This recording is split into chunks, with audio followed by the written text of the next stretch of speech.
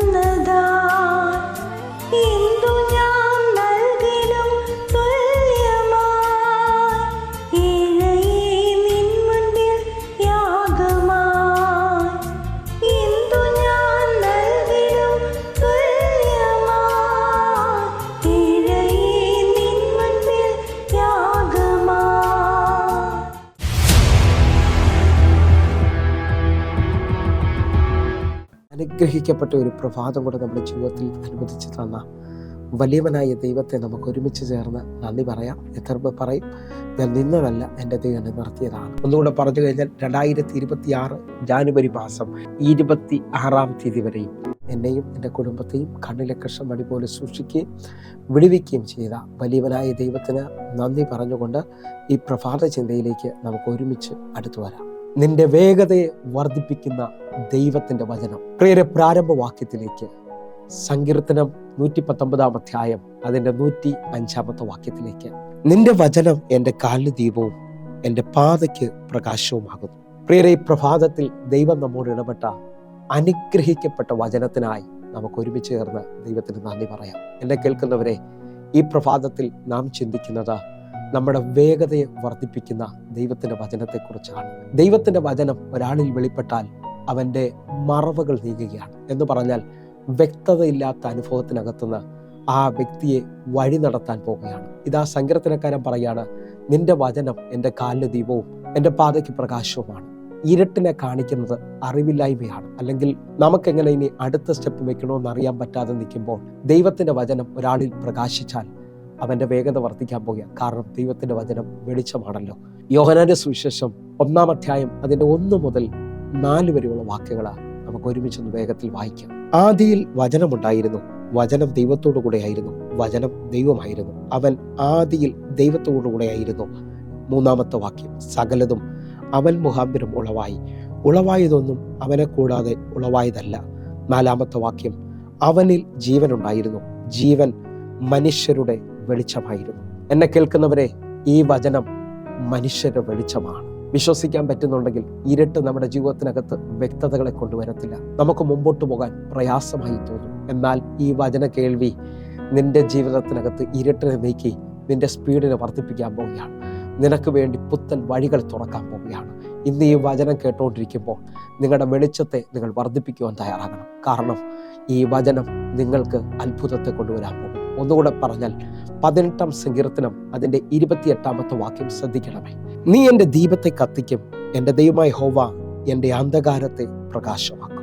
നീ എൻ്റെ ദീപത്തെ കത്തിക്കും, എൻ്റെ ദൈവമായ യഹോവ എൻ്റെ അന്ധകാരത്തെ പ്രകാശമാക്കും. വിശ്വസിക്കാൻ പറ്റുമോ? ഇന്ന് വരെയും മുമ്പോട്ട് പോകാൻ പറ്റാതെ ഇരുട്ട് ചിലവരെ തടഞ്ഞിട്ടുണ്ടെങ്കിൽ, ചില ബന്ധനങ്ങൾ, സാമ്പത്തികമായ പ്രശ്നങ്ങൾ, രോഗത്തിൻ്റെ അനുഭവങ്ങൾ, കുടുംബ വിഷയങ്ങൾ നിങ്ങളെ തടഞ്ഞെങ്കിൽ ദൈവം നിന്റെ ദീപത്തെ കത്തിക്കാൻ പോവുകയാണ്. നിനക്ക് ചില വ്യക്തതകൾ തരാൻ പോവുകയാണ്. നിന്റെ സ്പീഡ് വർദ്ധിക്കാൻ പോവുകയാണ്. ഒന്നുകൂടെ നിങ്ങളൊന്ന് ശ്രദ്ധിച്ച് നോക്കിയേ. ഒരു വീട്ടിൽ, ലൈറ്റുള്ള ഒരു വീട്ടിനകത്ത് പെട്ടെന്ന് ആ വെളിച്ചം നഷ്ടപ്പെട്ടു പോവുകയാണ്. നമ്മൾ മുമ്പോട്ട് എങ്ങനെയാണെന്നറിയാതെ തപ്പിത്തടയാൻ തുടങ്ങും. ഒരു ടോർച്ച് ലൈറ്റ് കിട്ടിയാൽ നമ്മുടെ വേഗത വർദ്ധിക്കുന്നത് പോലെ ഇന്ന് ദൈവത്തിൻ്റെ വചനം നിന്റെ ദീപത്തെ കത്തിക്കാൻ പോവുകയാണ്. വിശ്വാസത്തിൽ നിങ്ങൾ ഒരുമിച്ച് പ്രഭാതത്തിൽ തീരുമാനിക്കണം, ദൈവത്തിൻ്റെ വചനത്തിന് നിന്റെ വേഗതയെ വർദ്ധിപ്പിക്കാൻ പറ്റും. 147 സങ്കീർത്തനം അതിൻ്റെ 15-ാമത്തെ വാക്യം കൂടെ. അവൻ തൻ്റെ ആജ്ഞയെ ഭൂമിയിലേക്ക് അയക്കുന്നു, അവൻ്റെ വചനം അതിവേഗം ഓടുന്നു. ഈ വചന ശബ്ദം കേട്ടിട്ട് സ്വീകരിക്കാൻ പറ്റുന്നുണ്ടെങ്കിൽ അവൻ തൻ്റെ ആജ്ഞയെ ഭൂമിയിലേക്ക് അയക്കുകയാണ്, അവൻ്റെ വചനം അതിവേഗം ഓടുന്നു. ഞാൻ വിശ്വസിക്കുന്നത് ഈ ഭൂമിയിൽ ഏറ്റവും വേഗതയായി ചലിക്കുന്നത് എൻ്റെ അറിവിൽ പ്രകാശരശ്മികളാണ്. എന്നാൽ അതിനേക്കാൾ വേഗതയോടെ ചലിക്കുന്ന ദൈവത്തിൻ്റെ വചനം നിങ്ങൾ എവിടെ നിന്നാണോ പ്രാർത്ഥിക്കുന്നത്, ഇന്ന് നിങ്ങളുടെ വാതിലുകൾ തുറക്കാൻ പോകുകയാണ്. കാരണം അവൻ്റെ വചനം അതിവേഗം ഓടുന്നതാണ്. നിങ്ങൾക്കൊന്ന് ശ്രദ്ധിക്കാൻ പറ്റുമോ? ശതാധിപൻ വന്ന് യേശുവിനോട് പറയാണ്, അങ്ങൻ്റെ പുരയ്ക്കകത്ത് വരാൻ ഞാൻ യോഗ്യനല്ല, അങ്ങൊരു വാക്ക് കൽപ്പിച്ചാൽ എൻ്റെ ബാല്യക്കാരന് സൗഖ്യം വരും. ഇതാ വാക്ക് പുറപ്പെട്ട് ശതാധിപൻ വീട്ടിൽ ചെല്ലുന്നതിന് മുമ്പേ തൻ്റെ ബാല്യക്കാരന് സൗഖ്യമാകുകയാണ്. നിങ്ങൾ വിശ്വസിക്കാൻ പറ്റുമെങ്കിൽ ഒരു രാത്രി മുഴുവൻ അധ്വാനിച്ചു പത്രോസിൻ്റെ പടകിൽ ഒന്നും ലഭിച്ചില്ല. എന്നാൽ അവൻ്റെ വാക്ക് പടകുകളെ ഒന്നിൽ കൂടുതൽ നിറയ്ക്കുകയാണ്. വലത് സൈഡിലേക്ക് നീട്ടി വരയിറക്കുക എന്ന് പറഞ്ഞ ഒറ്റ വാക്ക് വിശ്വസിക്കാൻ പറ്റുക. നാളുകൾ വിടുതലില്ലെന്ന് പറഞ്ഞ, നാളുകൾ മുമ്പോട്ട് പോകാൻ പറ്റത്തില്ലെന്ന് പറഞ്ഞ ആ ഇരുട്ടിനെ ഇപ്പോൾ എൻ്റെ കർത്താവ് പൊട്ടിക്കാൻ പോവുകയാണ്. നിന്റെ വിളക്ക് ഒരിക്കലും പറയിൻ കീഴിൽ വെക്കരുത്, കട്ടിലിൻ്റെ കീഴിൽ വെക്കരുത്, അത് തണ്ടിന്മേൽ പ്രകാശിക്കേണ്ടതാണ്. നീ അനേകർക്കൊരു വെളിച്ചമായി തീരാൻ പോവുകയാണ്. വിശ്വസിക്കുന്നവർക്ക് വേണ്ടി ഒറ്റ വാക്യം കൂടെ വായിച്ചാൽ പ്രാർത്ഥിക്കാൻ പോവുക. യോഹന്നാന്റെ സുവിശേഷം 8-ാം അധ്യായം അതിൻ്റെ 12-ാമത്തെ വാക്യം. യേശു പിന്നെയും അവനോട് സംസാരിച്ചു, ഞാൻ ലോകത്തിൻ്റെ വെളിച്ചമാകുന്നു, എന്നെ അനുഗമിക്കുന്നവൻ ഇരുട്ടിൽ നടക്കാതെ ജീവന്റെ വെളിച്ചമുള്ളവനാകും എന്ന് പറഞ്ഞു. എന്നെ കേൾക്കുന്നവരെ, നമുക്ക് ഒരുമിച്ച് ചേർന്നുകൊണ്ട് കർത്താവിൽ വിശ്വസിക്കാം. എന്നെ അനുഗമിക്കുന്നവൻ ജീവന്റെ വെളിച്ചമാകും. വിശ്വാസത്തോടെ നിങ്ങളുടെ സ്പീഡ് വർദ്ധിക്കാൻ പോവുകയാണ്. ദൈവത്തിൻ്റെ വചനം നിങ്ങൾക്ക് വേണ്ടി കാര്യങ്ങളെ സാധിപ്പിക്കാൻ പോവുകയാണ്. ദൈവത്തിൻ്റെ വചനം നിങ്ങൾക്ക് വേണ്ടി ഇന്നൊരു അത്ഭുതത്തെ ചെയ്യാൻ പോവുകയാണ്.